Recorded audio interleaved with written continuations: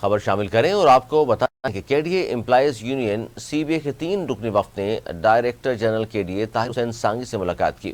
Union organiser Imran حسین نے director general کو باہر سے آنے والے افسران کی تعیناتی پر تشویش کا اظہار کیا۔ انہوں نے کہا کہ سیکرٹری کے ڈی اے کی گریڈ 19 کی پوسٹ کے ڈی اے سروس رول کے مطابق کے ڈی اے کا ہی سینئر افسر ہوگا، جبکہ سیکرٹری کے آرڈر میں بھی لکھا ہے کہ ان کو گریڈ 18 کی پوسٹ پر ہی تعینات کیا جائے۔ Employees union C B A کے صدر محمد عبدالرؤف نے کہا کہ دوسرے ادارے سے آئے ہوئے سیکرٹری کی تعیناتی سی بی اے پرزور مذمت کرتی ہے۔ کے ڈی اے کے 19 گریڈ پر کئی افسران ویٹنگ لسٹ پر موجود ہیں۔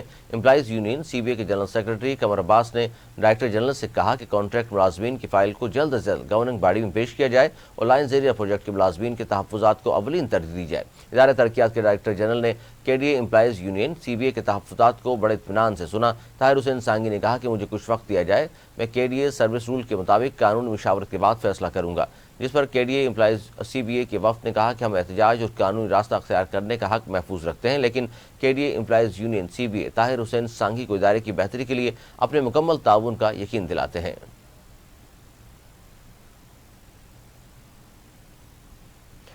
نیوز اسٹوڈیو سے فی الحال اتنا ہی۔ مزید نیوز اپڈیٹس کے لیے دیکھتے رہیے اردو نیوز نیٹ۔